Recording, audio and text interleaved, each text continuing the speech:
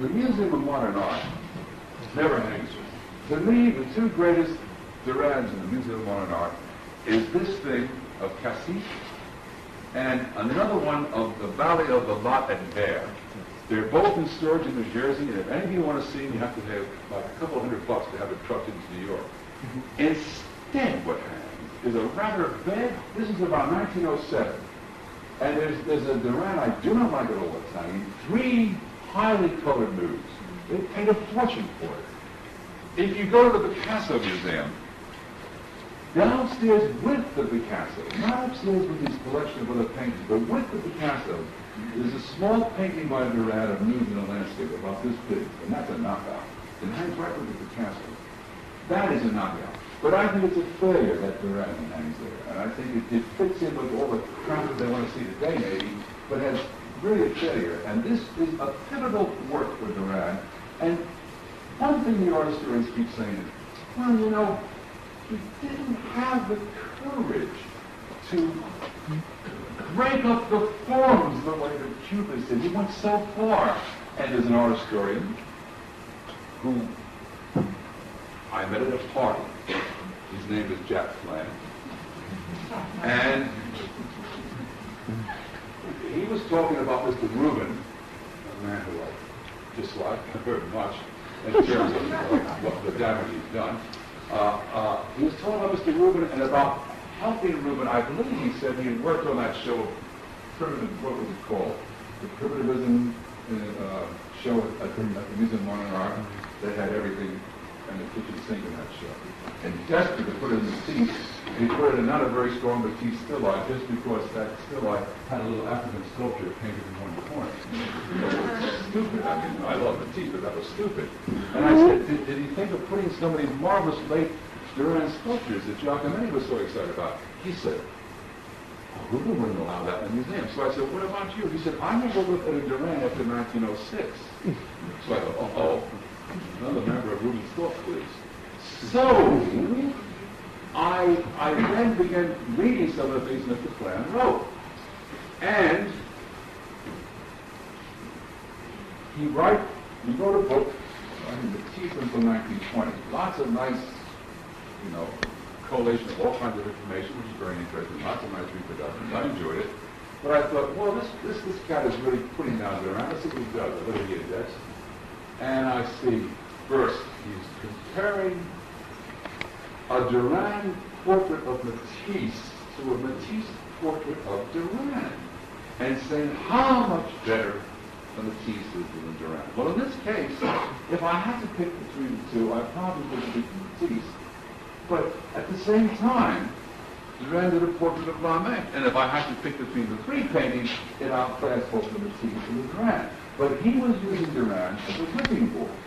It was sort of a received knowledge he takes. He takes it from his orders, he takes it from Rubens, and before Rubens takes it from Alfred Clark. So I read further. Suddenly I come across a sentence that I just can't believe. He said, Duran was a Fauvist who became a minor cubist. Now, Duran had tremendous critical feeling about cubism. There's no doubt about it. He once called it the dead magic. And he once said they sprinkled right angles all over the goddamn place like putting cinnamon in every dish they cook.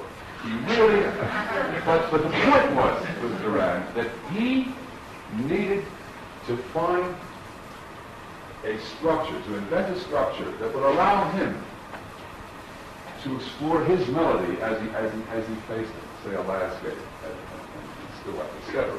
Now, this painting is 1907. This painting is around 1922, and you can see the rapport between the 2 paintings. And what is this great wedge that happens here, and this subtle tilting of parallel diagonals as the poles come back and forth in the way he sticks the elements in the landscape. Now, would you please, thank you. You see how slides vary? Now, this is the same painting you just saw the Cassis. I thought it was easier to put another slide of it in. But here again, now you have 1907, but would you change that too? And you have, probably late 40s, the late 40s.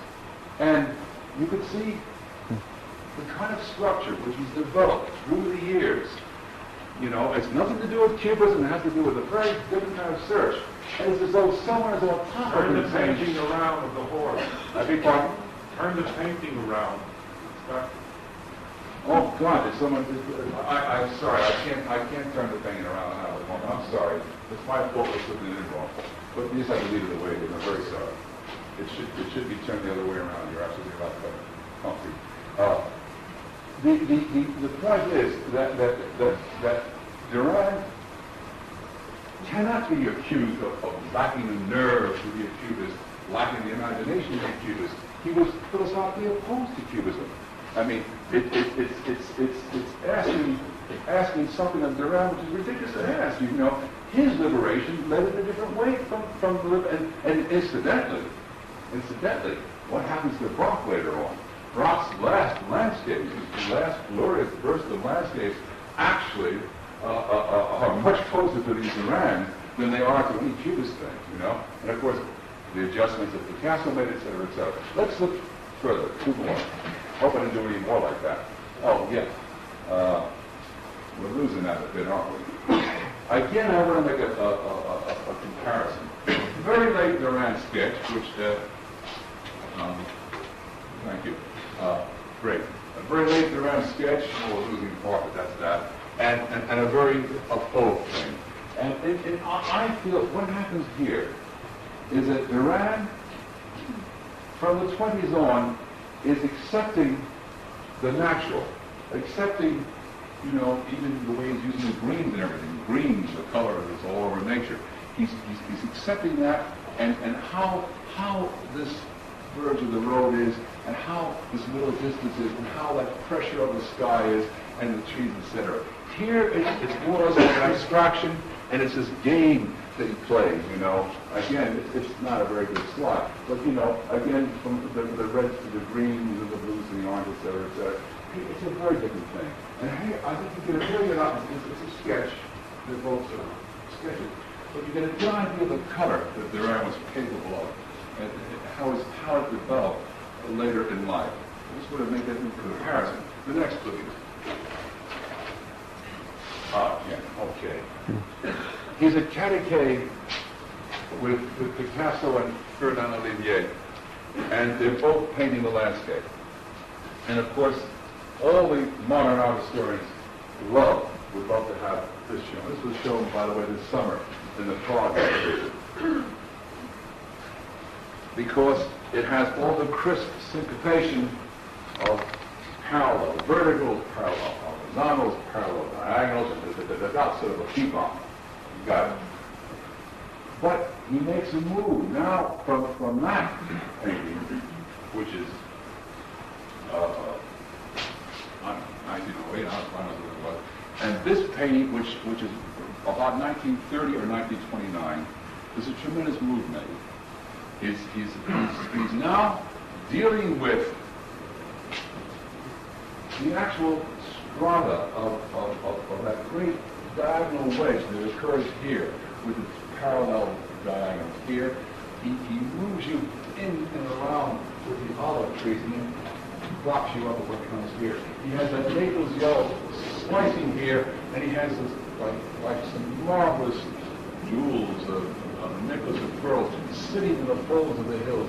He has that distant Provençal village, and it's this suddenly tilting organization of diagonals that he's working with. But he wants something. Here, you can't do that.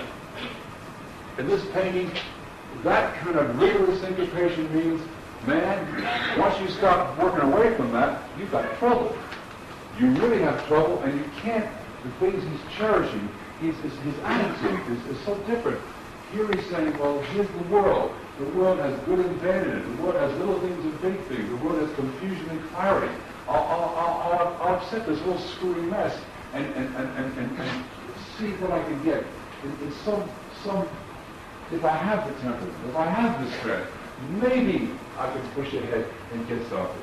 And of course, as you begin to analyze the thing and go further into it, you see that it's as rigorously plastic as the painting here, but it goes further. The profundity goes much further.